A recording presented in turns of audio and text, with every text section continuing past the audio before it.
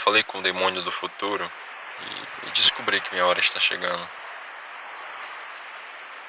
Seja lá o que aconteça, eu quero que Denji e Power sobrevivam e sejam felizes.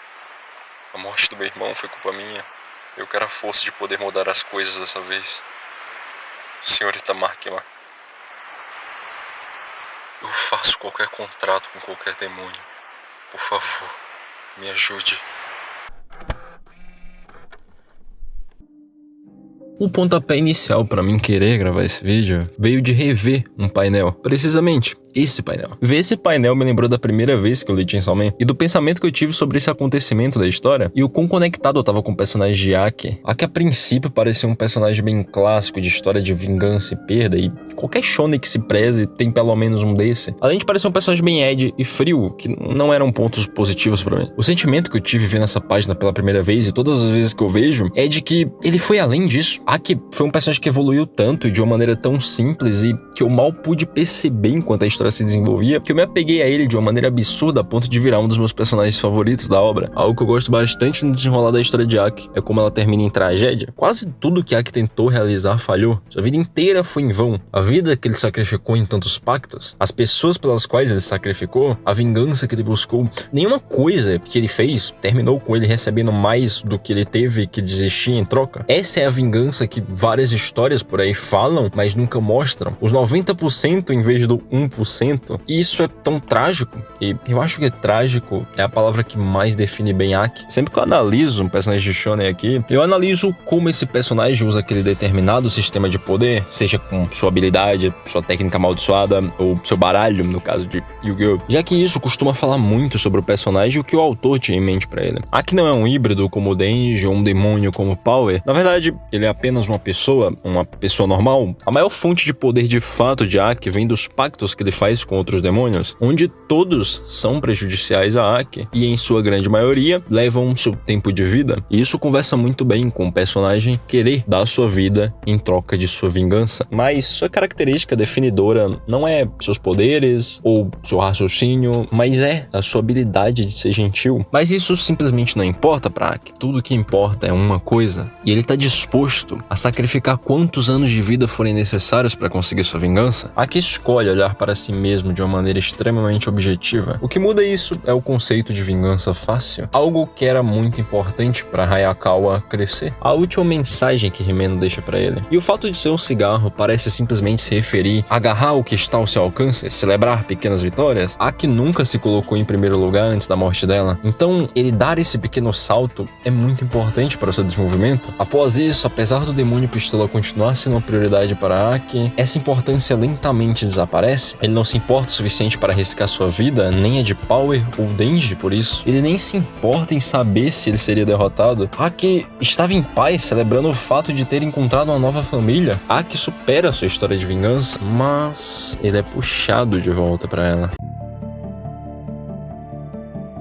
Desde a introdução, Aki sempre pensou nos outros, o que parecia uma demonstração condescendente de superioridade quando ele conheceu Denji. Mais tarde é recontextualizado como um genuíno ato de gentileza. É revelado que Aki chora por cada novato que é morto sob sua supervisão. Ele faz de tudo para fazer Denji ir embora porque ele realmente acha que ser um caçador de demônios é apenas um beco sem saída para ser morto. O que te faz se perguntar como Aki se vê o tempo todo? E a resposta para isso é um meio para um fim. Lembra de seus contratos? Todos eles têm uma disposição de apressar sua própria morte, e isso desde o início da obra. Eu sinto que Aki tentava, mas falhava constantemente em se iludir. A obra nos mostra bem cedo que objetivos altruístas são coisas ruins, mas no caso de Aki, os dele estavam tão fora do alcance que o consumiram, fazendo-o perder a vista de quem ele era e não aproveitar as pequenas realizações até que fosse tarde demais. Aki não quer morrer, mas se fosse para salvar aqueles com que ele se importa, ele não pensaria duas vezes, o que é lindamente irônico, já que havia alguém que sentiu o mesmo que ele. Aki e Himeno são paralelos, dois personagens cujos sacrifícios que fizeram pelos outros foram em vão, mas receberam os pequenos momentos de felicidade que queriam. Himeno queria que alguém chorasse por ela quando ela se fosse, e Aki queria brincar de pega-pega. No capítulo 73 aprendemos que o demônio pistola, a razão pela qual Aki se juntou à segurança pública, a razão pela qual ele reduziu sua expectativa de vida, fez contrato com demônios, perdeu pessoas com quem se importava importava já havia sido morto anos atrás. Isso não só prova que tudo que ele fez foi em vão, como também é revelado que o demônio pistola nunca será realmente morto. Quando ele foi derrotado, diferentes nações pegaram pedaços. O medo de armas é usado como um círculo para fortalecer o poder de peças que cada nação possui. Foram os seres humanos os responsáveis pela morte de Himeno, e a batalha contra o demônio pistola foi todo um pretexto para aumentar o poder militar do Japão. É realmente irônico como não existe armas nucleares no mundo de Chainsaw Man, mas os humanos ainda encontraram uma maneira de fazer algo similar. É bem interessante.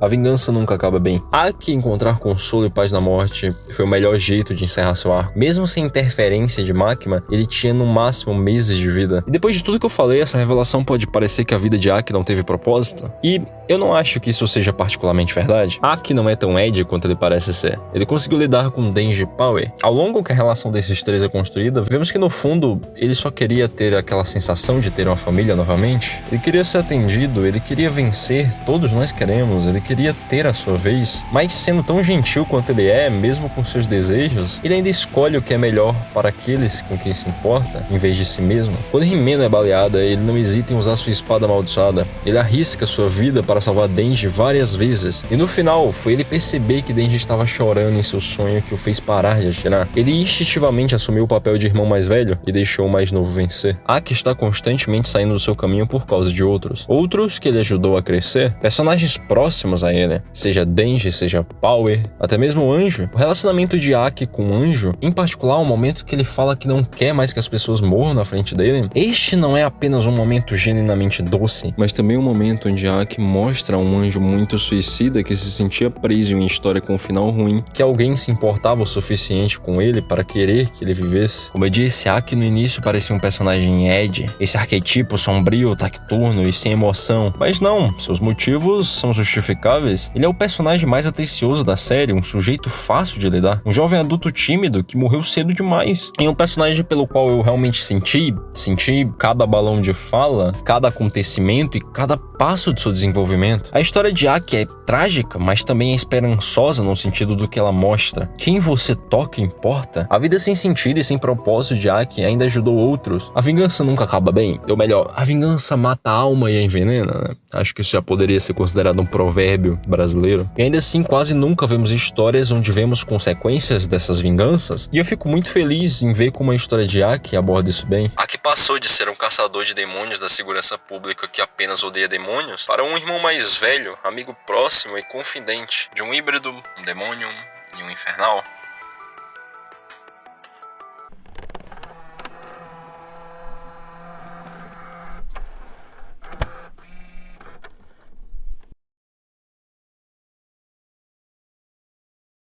Depois que eu terminei o vídeo, eu tô percebendo que eu não falei do fato do cara ser o demônio pistola, né, velho? Não é tão importante assim. Tipo, mais tem as curiosidades engraçadas, né? Tipo, sei lá, você sabia que o nome do Aki é Aki por causa de AK-47? Pois é.